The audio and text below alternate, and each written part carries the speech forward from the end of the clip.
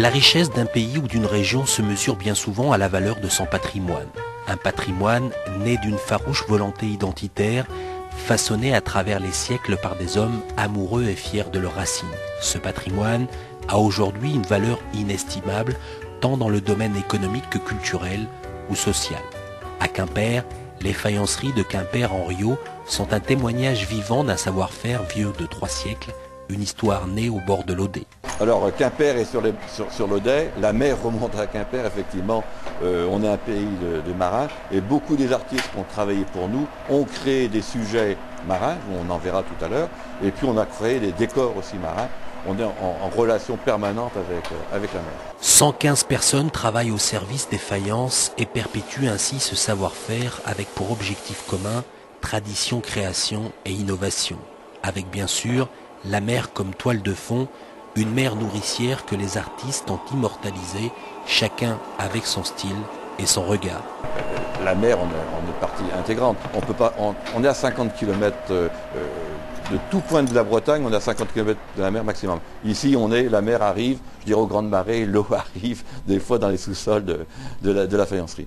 Donc, les artistes sont imprégnés par effectivement cette beauté, ce mouvement perpétuel de l'eau, de la marée, et on fait encore, nous ici, avec nos jeunes artistes, des décors. Vous avez Christine Noël qui a créé Escale, vous avez Philippe Lalisse qui a créé Avelvor, et vous pourrez les voir tout à l'heure.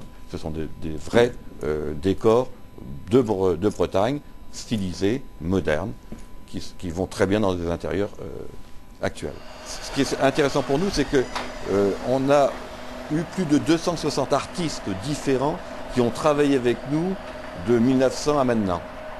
Et ces artistes-là, souvent, c'est eux qui demandaient à travailler. C'est pas HB ou Henriot qui allaient les chercher. Bien souvent, c'est eux qui demandaient, on fait quelque chose. Même souvent, ces artistes-là étaient dans les greniers, travaillaient, montraient leurs œuvres. On les faisait pas. Des fois, elles n'étaient pas éditées ou en très peu de nombre. Et puis certaines œuvres, étaient effectivement éditées, sorties, fin du XVIIe, donc sous Louis XIV.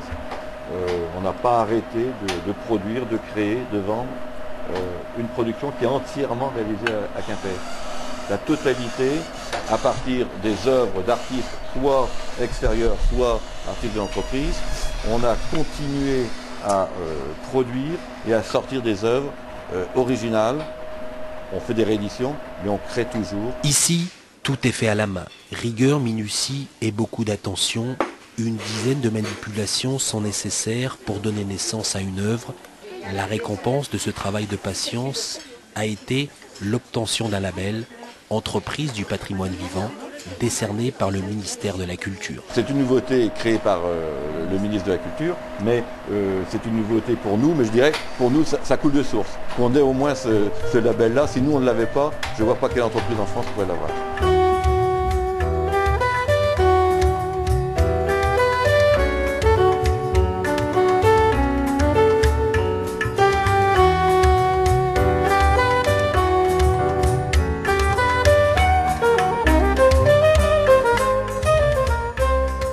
Fière et tournée vers la mer, la sardine est l'emblème vivant de Douarnenez. Elle est également l'une de ses richesses économiques. 150 ans d'une très belle histoire, ici étroitement liée à la vie de ce port de pêche de Douarnenez et à ce poisson, la sardine, qui donc a fait les riches heures et aussi les pauvres heures de ce port. Et en tout cas, toute notre histoire s'inscrit ici à Douarnenez. Plus ancienne conserverie au monde, la société connétable ses 150 ans d'histoire et de tradition. Malgré les éclipses de la sardine, les guerres, la concurrence accrue au plan national et européen, cette conserverie occupe actuellement la première place sur le marché mondial de la sardine, grâce à des valeurs et un savoir-faire rarement inégalés, mais surtout un juste équilibre entre tradition et modernité. Auparavant, quand même, c'était presque de mère en fille, qu'on allait la grand-mère, la mère, la fille à l'usine, on en a eu ici. Et puis maintenant, je pense que ces jeunes ont des diplômes et que, vu la conjoncture, elles viennent travailler à l'usine. Mais elles le font de manière toujours de la même façon, passionnée et traditionnelle. Il y a toujours l'esprit de la conserve, il y a toujours l'aide qu'elles apportent les unes envers les autres, la solidarité, il y a toujours l'amour du travail bien fait. Elles ont tous un ruban rouge et noir. Les gars de la flotte voudraient bien les voir pour les embrasser sur la bouche le soir. J'ai passé toute ma vie ici. Pas ici, j'étais à Punacavant, en pêcheur de France. Et après, la gentille dame ici m'a embauché. Voilà. Je fais que ça toute ma carrière. 42 ans l'année prochaine.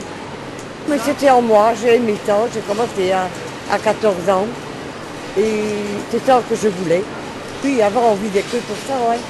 Les hommes étaient à l'usine, nous, les hommes étaient en mer, et les femmes étaient à l'usine. Et on vivait comme ça. Et on a gardé la coutume. Expérience des femmes et rigueur des procédés pour un résultat à la hauteur de la réputation de cette conserverie. Choisie, triée, préparée et rangée à la main depuis 1853, un savoir-faire désormais conforté par les contrôles qualité et les techniques modernes. Cette expérience et cette richesse font aujourd'hui partie d'un groupement appelé Poissons Bleus de Bretagne pour le développement du label rouge de la sardine de Bretagne. Alors on travaille tout à fait la main, dans la mesure où la CCI assure toute la partie gestion administrative de notre association, notre groupement qualité qui s'appelle Poissons Bleus de Bretagne, et nous travaillons ensemble en sachant que développer des signes de qualité sur des produits bretons, c'est une voie d'avenir.